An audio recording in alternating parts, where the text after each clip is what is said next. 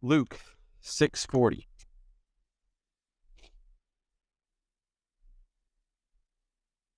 Continually reminding ourselves who we are and what we've been called to do. A disciple is not greater than his teacher, but everyone, say it, everyone, when fully trained, will be like his teacher. When fully trained. And of course, we're ever in training. We're ever becoming more and more like him, to partner with him, to be with him. And we have to make sure that we're constantly growing in the love of the Father, in the fullest sense of that phrase. Almost all of us shrink that down in some form or fashion of what the love of the Father actually is, what it actually looks like. Everything that we see the Son being sent to do and to say, and everything that he reveals is revealing the love of the Father. From the judgment that he declares, to the forgiveness that he declares, to the healing, to the announcement of some being kicked out of the kingdom. All of that is an expression of the love of the Father. And you must possess the fullness of the love of the Father. If you're going to truly represent Christ, then you have to once again commune with the Father, hear from the Father, and have the Father's heart that burns within you. And when that happens, it will compel you. Just as it compelled Jesus to say, "Give me a body, O Father. Give me a human body so I can go down there and tell him and show him your love." He risked it all. He suffered it all in order to demonstrate the Father's love. And when we get consumed with the Father's heart, then the same thing happens for us. And of course, we need therefore also the mind of Christ. Let this mind that was in Christ be in you. This plan, this purpose, this will of the Father being accomplished in me and through me, and we're constantly trying to see people as Christ sees them. Not as we see them, not as we either like them or dislike them, or we either see their faults or we see their strengths or whatever. How does he see them? And what am I being called to do to bring the truth and the reality of God to them in every form and facet of life? Again, we're not a religion. A religion is made up of just ritual practices for the sake of the ritual practices. We're a part of a covenant. We're a part of a plan. We're a part of an intimacy of love that expresses it, that tells of it, that lives it out, that embodies it. And so this is a very different thing. And again, the deeper we taste it, the deeper we can share it. And then thirdly, just an introduction here, we have to walk in the Spirit. So it's the love of the Father, the mind of Christ, and we need to walk in the Spirit. When we do this, we display God's wisdom. You'll see it from our marriages, to the way we raise our children, to the way we work, to the way we go to school, to the way we fellowship, to the way we talk, to the way we carry ourselves. Even the very presence of God itself will manifest in us and go before us. His favor will be upon us. And this is what draws people to Christ. It's not our argumentation. It's not just our prayers. It's the whole package. And that's the thing that people miss, I think, a lot of times, is it's like they narrow it down once again to something simple, something controllable, something I can do in my own strength, and then that's what I'm going to do. Whereas what he's calling us into is something way bigger than us. We're never fully understanding it. We're never comfortable. We never know whether we're truly walking it out correctly. And we're constantly in this humility and Lord, teach me, guide me, direct me, the whole thing. And this is what it is to be led of the Spirit. As the scripture would say, where the Spirit of the Lord is, there is freedom. And where the Spirit of the Lord is, he is the Lord. So just as in Jesus' day, to follow Jesus, you had to tangibly follow him. We have to tangibly follow the Spirit. And just as people walked away from Jesus in his day, so people walked away from following the Spirit. And then they begin to do it in their own strength. I just had a passage come to my mind. And I want to look it up right quick. Sorry, I didn't have it already prepared. Description of Jesus. This is very interesting. Luke chapter 2, verse 40. It says, "And the child, Jesus, grew and became strong and filled with wisdom and favor with God and favor with people." He had to grow in wisdom. This is the mystery of the incarnation. Just like a man, he had to grow in wisdom. What is wisdom? If you search, I would encourage you all to study out wisdom in Scripture. It is understanding how God works, how God has created things to work, so that when you come into it, you're able to always bring about the fruit of the kingdom. If you don't know that, you don't see that, you miss that in some way, you're not walking in wisdom, and you can't lead others in wisdom and truth. Again, Tiff and I talk sometimes about, we'll get a call and it's like, hey, I got this uncle, whatever. He's got this or that, or hey, there's this couple and they're about to divorce, or like, you get called in these situations. I got nothing. I don't know them. I don't know all the details, but I trust that if I go there, God will show me. He'll speak, and the wisdom will begin to come forth. He'll begin to move, and things will begin to happen. Okay?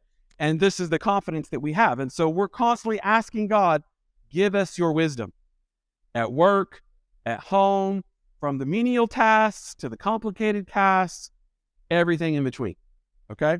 So he had to grow in it. And again, favor with God and favor with men. This is a constant theme throughout the New Testament, that you're not to choose an elder out unless he has favor in the community. There's a reason for this. How do you gain favor?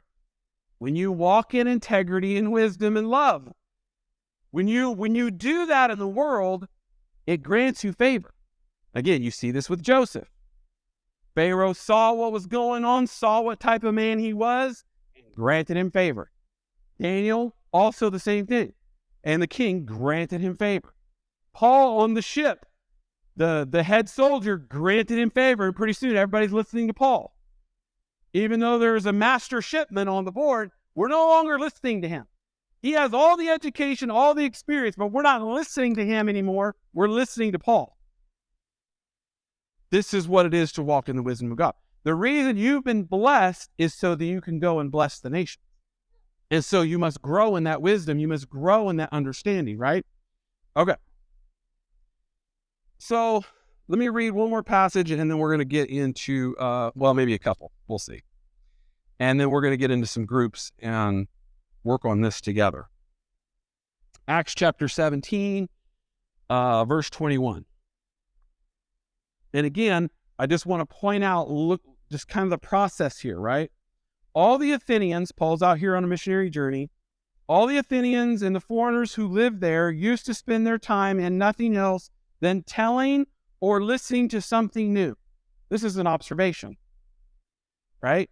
In other words, this is your process, right? So in other words, we kind of talked about this, but let me reiterate it again. So you're incarnating yourself in a place of business, a home, a neighborhood, a school, wherever God is sending you, wherever your mission field is. To incarnate is to incarnate Christ. So you have to come with that. And then you spend time there. And you're spending time there until they consider, whoever they are, consider you one of them. You're no longer an outsider. Christians too often, we were just talking to a girl the other day at a hospital here in town, and she's like, I'm standing for my faith, and we're listening to her like, I asked her the question, I said, when you come into the room, do the heads go down? Do people start avoiding you? And they both, her and her husband laughed. He's like, literally one lady walked out. I said, that's because you're not a part of them yet. And anytime you're not a part of them, you can't speak truth yet. Because when I'm outside the group and I'm speaking truth, well, now it's heard as criticism. It's heard as judgmental. It's heard as, well, you're not a part of the team, so what authority do you have? So you're incarnating yourself to become one among them. Okay, very important. We don't speak from out here. We have to come and love and earn respect and trust and become a part of them so that our voice is heard as inside. It's like when somebody hears a voice from inside. They'll listen to it more than when they hear a voice from outside. Okay? And then you go there, you establish prayer in that place, and you invite other believers, whether at that place or outside of that place, to pray with you. You get prayer established because you're the temple of God, and we're setting up a new temple, tabernacle, in this place where God's presence begins to permeate that place. Okay? Like, I don't know if you guys ever experienced this, but if you've ever went to like a prayer room where people have been praying for years in that place, it's like you can walk in there and it's like, whew, this is good. Like you can feel that and you can come into the richness of what's been going on there. That's what you're meant to do everywhere you go. So work, that's not a place of work. That's a place of worship. And this is now me building the temple. And I'm going to begin to bring a brother along, bring a sister along into that prayer and into that worship, because this is what it is in the New Testament to build the temple, because we are the temple. So if you're going to go there and build a tabernacle, you're not physically building one, you're physically building one. And that's how you build it. You establish his house is a house of prayer. And then what happens after that? Pretty soon, then the cleansing begins to happen. And then God begins to show up in these types of things. So when you get there, you're making observations as you're doing this. This is what Paul did. He came into this place and he made this observation. What's the enemy doing? What do the people believe? What are the strongholds? What's keeping them from coming to know God? You got to make these observations. This is what every missionary has to do. So Paul stood before the Areopagus and said, "Men of Athens, I see that you are very religious in all respects." He's just going with their language, where they're at, and what they value.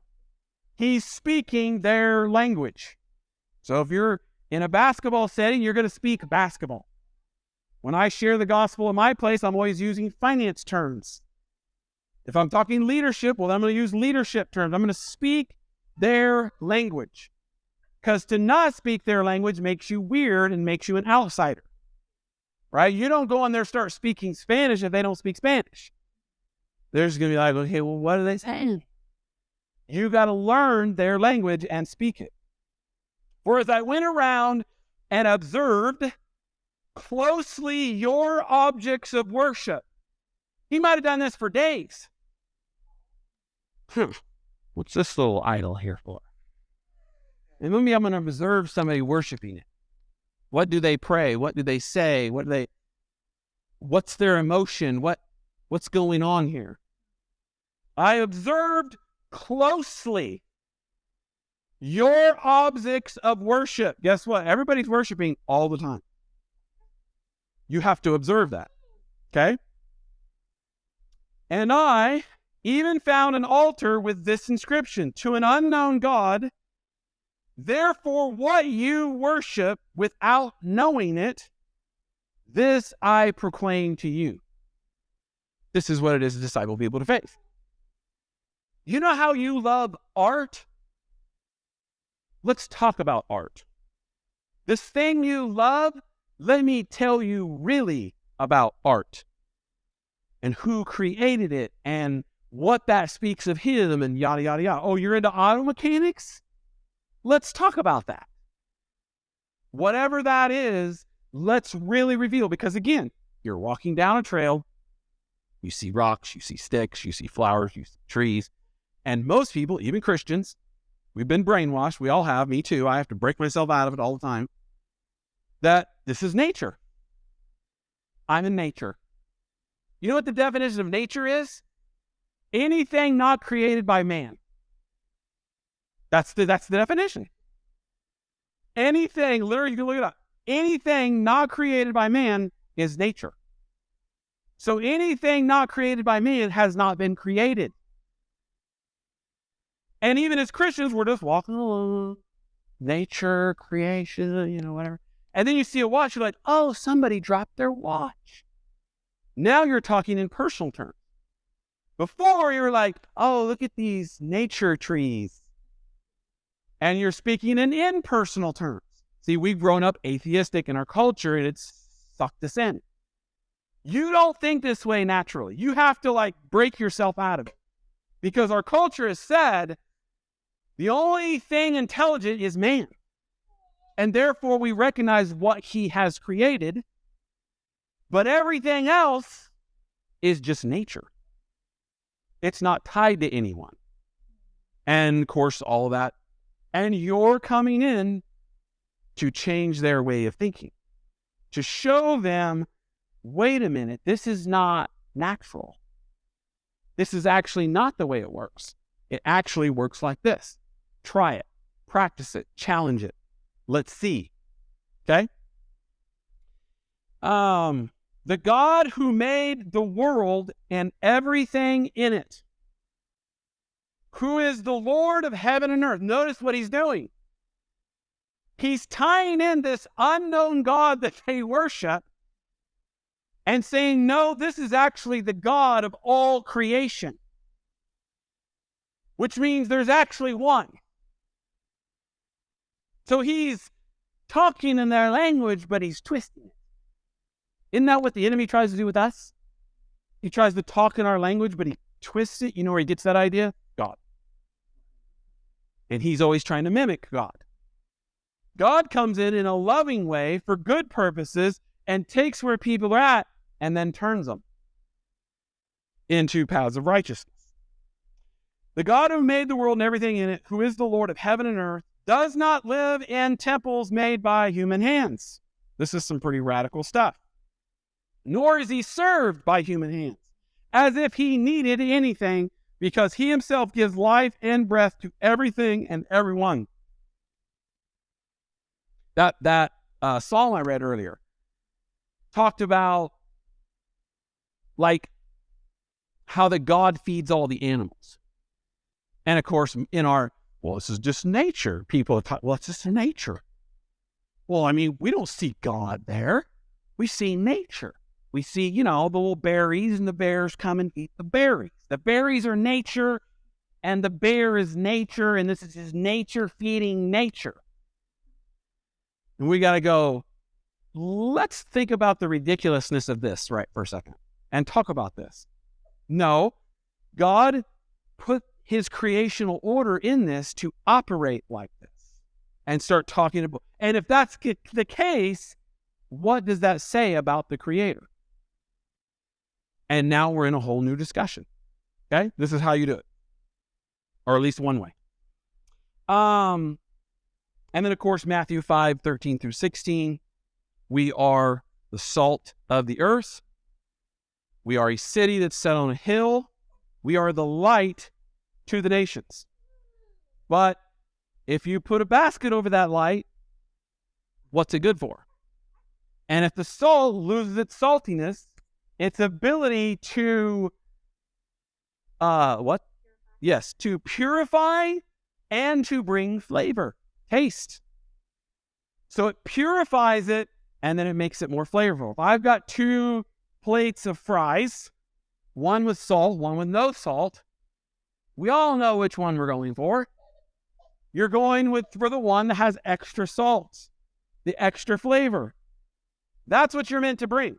If you're not bringing extra flavor, extra life, it makes it tastier, it makes it more beautiful, it makes it have more wisdom and sense, then you're not salt. Whether you call yourself a Christian or not. You either are or you're not. You either are light and people see the light and then it works. Or you're not. You're rude, you don't work hard, you talk just like everybody else talks. I don't know how many of you listened to the video of the guy's testimony. But that's what you heard it. You heard that process in that testimony. That's why I shared it with you guys. Like, oh, I noticed that when a fight breaks out, we're all like, yeah, man, hit him. And then there's this other guy that goes off and starts praying. This guy's different. What's up with that? And then when I go poke him, make fun of him, and try to tear him down, he doesn't back down. He started coming right back at me. Well, okay. Well, what do you do? Oh, you fast? Well, I'm going to fast more than you. Now, he didn't know it, but that's the prodding of the Spirit. See, this is the Spirit bringing conviction. This is the partnership of the Spirit going, why don't you become my disciple? Fast with the disciple. But that's not how God spoke it to his head. Hey, you need to beat him. Okay. See, this is what's going on. This is how I see the story playing out. Oh, I see what you're doing, God. All right. Now, the Christian, he didn't even know what was going on. He was just being a good disciple. But if he would have knew it, he could have saw it even more and been like, holy smokes, God's moving. And this is what you're intended to do. Okay? So, when you come into your mission field, I'm going to pass these out. Two pages for one packet. So you can help me with that. So, don't look at them. Don't read them yet. Dear God, please listen to me. This is not meant as a way for you to see if you measure up as a Christian. Okay, I know some of you are going to look at this and immediately go there. Do not do that. This is simply a tool to get you to start thinking like God thinks. Okay? So when I show up to a mission field, I start making observations. I start praying, and I start praying for revelation, for the Father's heart, for these people, the mind of Christ, and how he's going to operate and work, and how to walk in the Holy Spirit. Okay? And so now I need to know, where are they listening to God and where are they listening to the enemy? And what's the culture? What's the culture of that business? What do people tend to do well and what people tend to do not so good? And what are the sins that are happening in this camp? This is all going on. And I'm making an observation about all this stuff. Every nook and cranny. This is why I show up early sometimes. This is why I stay late. This is why I worship at work. This is why I do all of that. Okay? And I'm assessing where these people are. Oh, we got your outspoken atheist that's raging against Christianity. Okay, spotted him. And now I know what I'm dealing with and how to approach it. All the way to somebody who's probably, if you just whisper the name Jesus, they'd probably fall on their knees and give their life to Christ. And then I got some other Christians in the camp. And so this scale is meant for you to think through processing, where is everyone? So you have everyone at work or home or your mission field, all their names written out already. I know you all have that already. You have a whole profile on them. You've been praying for them. You have all kinds of revelation about each one of them. And you understand the culture that they've accepted and their mindset, the gods they worship. You have all this written out. You've prayed through it all. I know you all have. And now you're starting to see, oh, this guy, if you want to look at the page right quick, this guy's at a -5. What is a -5? And again, this is not some kind of biblical law. This is just a general principled idea. So I have on here, hey, this person's open and very likely that God is real, but not sure really what to think about it all. So if that's the person I'm dealing with, my approach is different than if I'm dealing with a -3. Believes in God and Jesus is probably the right way. Maybe consider themselves a Christian, but really they have no clear sense of the gospel. That's very different. Every person is different. There is no cookie cutter approach. You have to discern, where are they? What gods do they worship? What truths are in order, out of order? The whole gamut. And then you're praying into all that, and then you go start testing the waters with questions, with comments, with actions, to see if your feelers are right. So, Jesus. Oh, I hate Jesus. Okay, I thought, that's right. That's right. Yep, that's right. He hates Jesus. Like, you know what I'm saying? Like, I'm putting out little feelers. I'm putting out little gospel snacks. I'm putting out the hors d'oeuvres and seeing who's hungry in the room. And I know what I'm listening for. You have to know what you're listening for. If you have no idea what you're listening for, you're not knowing what you're listening to. So how do you know when somebody is listening to God, even if they're not a Christian? Okay, this is what you're going to get together and talk about here in a second. You're going to get together, 2, 3, 4 at the most, and then you need to name a name of somebody in your mission field that you know. The other person in the group might not know the person, but you're going to name them. And then they're going to ask you, okay, Chris, you said Chris, there's a guy at Chris at work. Yeah. Where do you think Chris lands on this scale and why? How did you observe that? What are you listening for? And now, how are you going to begin approaching them? What are you going to ask them? How are you going to serve them? How are you going to bless them? How are you going to rescue them out of the darkness and bring them into the light? Because they're going to remain in the darkness unless you go get them and lead them to the light. Okay? So, this is what you're doing as a practice today, is that you're getting together and you're naming names, naming people that I already know you have a whole profile on, you got a whole binder on them, you've been praying for them, fasting for them, the whole bit. And so you have this already in your head. And so you're going to name that person, and then the discussions are going to go into it, and you're going to talk about it. And if for whatever reason you don't got one, then you're going to say, I don't got one. And that's where you start. All right, Lord, where's my mission field? Who are the ones you're sending me to? And how do I get there? Okay? It's just that simple. So this is why when I ask people and I engage, again, even at work, hey, so whatever, oh yeah, I'm a Christian. I'm not sure what. Right? There's these people at work, especially if they, well, he used to be a pastor or something, like, oh yeah, I'm a Christian. That they're ready to tell me they're a Christian. Now, they won't tell anybody else in the business, but once they find out I'm a pastor, well, then they're going to come tell me they're a Christian. And I'm like, oh, really? And then when I discover they're not, then we have a whole different question. We have a whole series of things. Because more than likely, I assume they're not. Because that's just the way our culture has created it. Because they have no clear idea what the gospel is. They have no clear idea what they're doing. They're not being a disciple. And I'm going to gently help them see that. I'm going to be salt and light. And I'm being called now to disciple this person either to faith or to start just taking what little faith they've got and start to disciple them to become a disciple maker with me in that place. To where now they're being sent into the same mission field, and now we got all kinds of missionaries going after this thing. This is the plan. Everywhere you go, every person you meet, I wonder if this person could be a church planner. What would it take for me to get them to that point? This is how a missionary thinks. Every person you meet, they're meant to be a disciple maker who comes to maturity and helps to plant churches. How do I get this person to do that?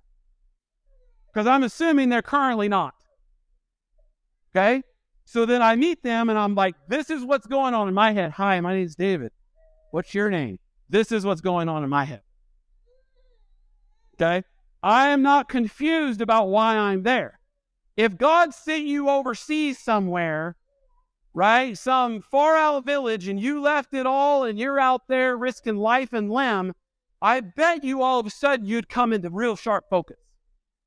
But because you're in the minutia of your own country and your own comfortable home and your own Americanized Christianity, you're in the fog. because you think being a Christian is just saying I'm a Christian. And I'm not saying that of all you guys. I'm just saying that imagine the difference. Okay, so you got to shift in your head. This is not your country. This is not your culture. The home you're living in, God may call you to burn it to the ground tomorrow. That's not your home. Okay? In other words, you got to get in your head, the only reason I'm at this job is to make disciples and plant churches. That's the only reason I'm here. Therefore, I'm not afraid of anything. They can fire me. Hey, you want to pay me less? Pay me less. I don't care. I don't. You want to pay me more? Pay me more. I don't care. And then you want to pay me less later? That's fine too. I mean, the current job that I just am recently moving out of, I think I moved positions and pay probably almost a dozen times. Do not care. My job never changed in my mind. You're a missionary. This is the mind of a missionary. You're crazy like this because you're into Jesus and you have the mind of Christ. He was crazy like this. You think Jesus was on the earth confused about why he was there? Well, this hut over here looks comfortable. I wonder if I could make some money doing this. This is not how Jesus was thinking. He was thinking, I can't wait to accomplish what the Father has sent me to do so I can go onto the throne, the control room, and launch the new creation project through my body.